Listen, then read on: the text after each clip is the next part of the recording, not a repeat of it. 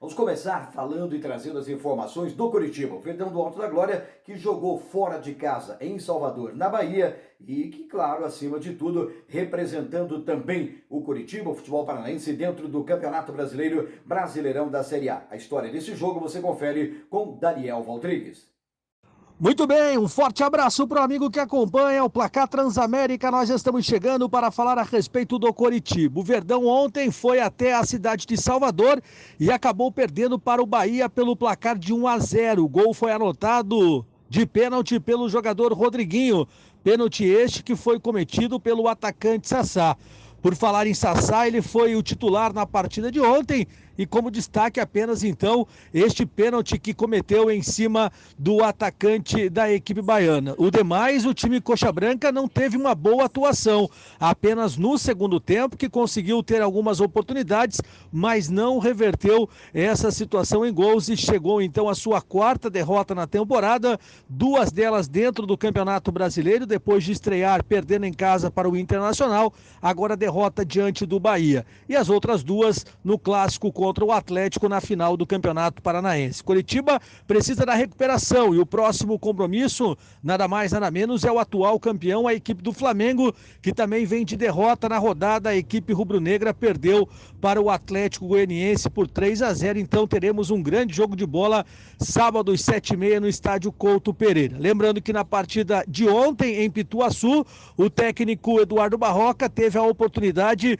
de acompanhar jogadores que foram contratados pelo Coritiba. O lateral Jonathan acabou entrando no segundo tempo e o meio-campista Ian Sass, que voltou de empréstimo, também acabou atuando com a camisa coxa branca, e a tendência é que eles comecem a ganhar então espaço e até mesmo, quem sabe, a titularidade. O certo é que o Coritiba retorna, volta com mais uma derrota na bagagem e precisa o quanto antes da recuperação. Torcedor Coxa Branca está já desconfiado do trabalho do técnico Eduardo Barroca e promete acompanhar, mesmo que de forma remota, pressão para cima da diretoria Coxa Branca. São essas as informações do Coritiba aqui no Placar Transamérica. Mas o nosso comentarista Edu Brasil também tem a sua análise, tem o seu pensamento sobre o que aconteceu. Edu, a responsabilidade na análise aqui no Placar Transamérica. Alô, amigos do Placar Transamérica. Segundo jogo, segunda derrota. Fora de casa, com um péssimo primeiro tempo apresentado pelo Coritiba e aonde já se viu deixar o Sassá para ser o homem salvador lá atrás, só poderia acontecer o que aconteceu. Lamentavelmente, uma falha de marcação, tanto do meio de campo ali, do volante, como também do próprio Rodolfo, né? Ele que deveria estar nessa cobertura, e não o Sassá, que veio correndo lá de trás para fazer a cobertura e salvar o Coritiba. Lamentavelmente não aconteceu. Um péssimo primeiro tempo do Coritiba. Na etapa complementar houve uma melhora, mas aquilo que eu falei a semana passada. Não adianta você ter uma supremacia em termos de volume, o que aconteceu na etapa complementar, com o Coritiba tendo um volume de jogo, a participação, vamos dizer assim, de percentual maior do que a equipe do Baiana, e no final o resultado, 3 pontos para a equipe de Salvador. Isso é lamentável. O técnico Barroca vai ter muito trabalho com esta equipe do Coritiba. Precisa fazer com que o time consiga pelo menos entrar na área adversária. Não ficar em jogadas pelo lado direito, pelo lado esquerdo.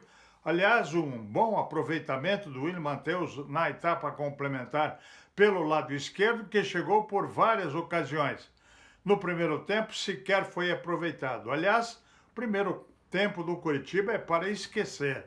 Esquecer, a comissão técnica deve mostrar isso aos jogadores do Coritiba.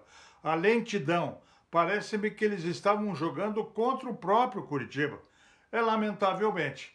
Houve algumas alterações e que a gente até acabou analisando com uma boa participação, mas muito pouco tempo.